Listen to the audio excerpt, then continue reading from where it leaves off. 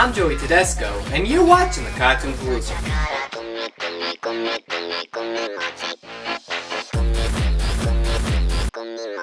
Now here's a question I have. Why do the Weinsteins suck at animation?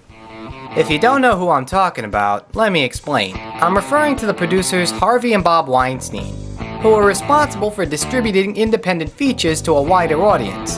They started Miramax, which, interesting enough, is named after their parents Miriam and Max, and later the Weinstein Company. They are responsible for being notorious towards finding the cream of the crop, most of which are Academy Award nominated films by Quentin Tarantino and Studio Ghibli. Now if we acknowledge that they brought Studio Ghibli to the States and look at their other animated films, track record's not that good. First, Miramax was partly responsible for distributing the hobbled cut of The Thief and the Cobbler. Animation fans would know this as the 30-year endeavor from award-winning animator Richard Williams, whose unfinished project was slapped together for a release without his involvement from a completion bond company to compete with another animated film set in the Middle East, which ironically had animators who worked with Williams and were even influenced by that project. Go figure. Also on this list of failures are other films like Dougal, Escape from Planet Earth, and Freddy the FR07. Now today, we're going to be looking at one of their first animated features as the Weinstein Company, known simply as Hoodwinked. So our movie begins and this is... what am I looking at? This is what's going to entertain us for an hour and a half? I mean, I gave Delgo a free pass, but god damn. I think the Rankin Bass stop-motion characters had more expression than this. So what's our movie about? Well, it begins with the story of Little Red Riding Hood. Actually, it begins with the end of the story as we learn that there's an investigation on whether or not the wolf is guilty of the crime. Oh, what the hell? This is going to be one of those true stories that will parody the Disney formula of animated storytelling.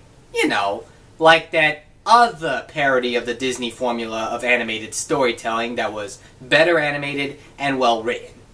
Look guys, I can forgive you for taking what Richard Williams wanted to do by making the Citizen Kane of animation and instead giving us the Asylum knockoff of Aladdin. Actually, I don't think I can forgive you for that, but you've gone too far. So yeah, each of the witnesses give their take on the day to which led them to this point, as we start with Red, voiced by Anne Hathaway. I think the role became the intentional coffee stain on her resume. Shut up! Red is the heir to a grandmother's baking goods empire. Because there's a bandit going around stealing the recipes from other competitors, Red is asked by her grandmother to pick up the recipe herself, for protection. You know, instead of having some other form of protection like the police, she trusts that her young granddaughter would be the perfect candidate for a big responsibility. The wolf story is actually where things get a little interesting. Hear me out. The wolf is actually a snoop with a trenchant for disguises, voiced by Patrick Warburton. You gotta give him credit. He works well with what he's given. If anything, I don't deny the awesomeness of a man who's played Kronk, Superman, and even dated Ryan Reynolds on screen. His partner's a squirrel, whose actual movements probably equate to the best animation in the film, when you consider that this movie has avalanches coming from mountains with no snow in sight. The third story comes to us from the character, with probably the worst design in the whole film. The Huntsman is a German with a slight Russian accent and is most likely retarded.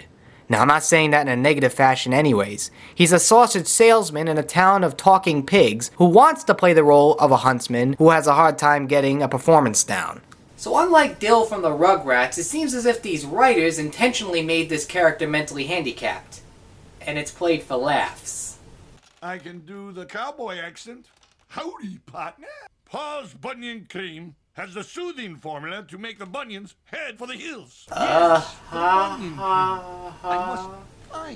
Let's see what the grandmother story is.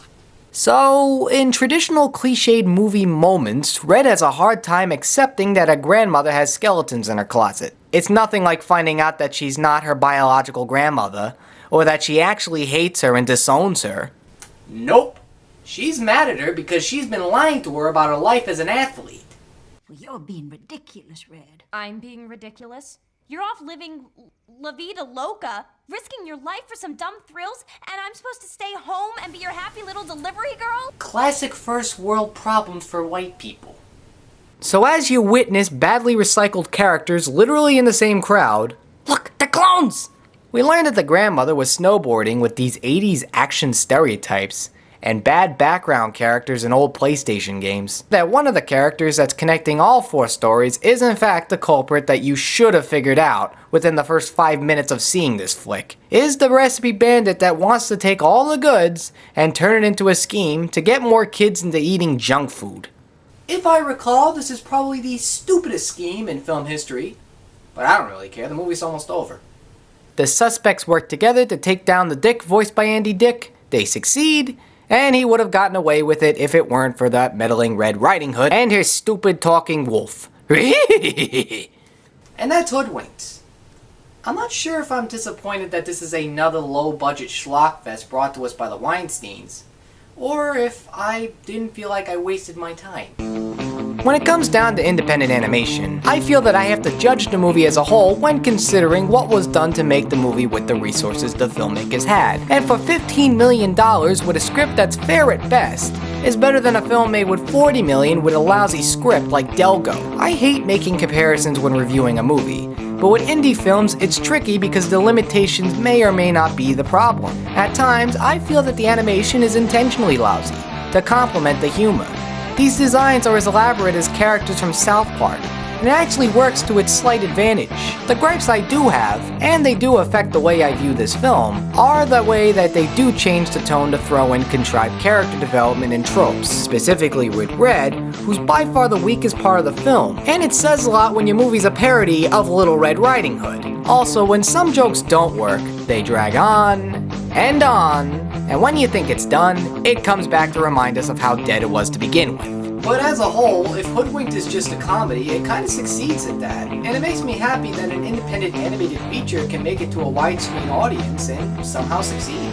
This gives me hope that independent filmmakers with a good story and heart to make movies versus the lame big budget movies with no heart that are only made because we've got to have money.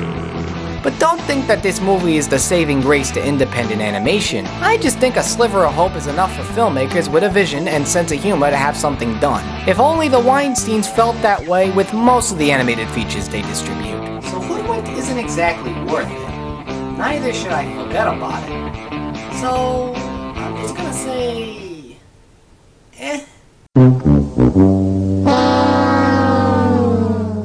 This brings me to my question of the day.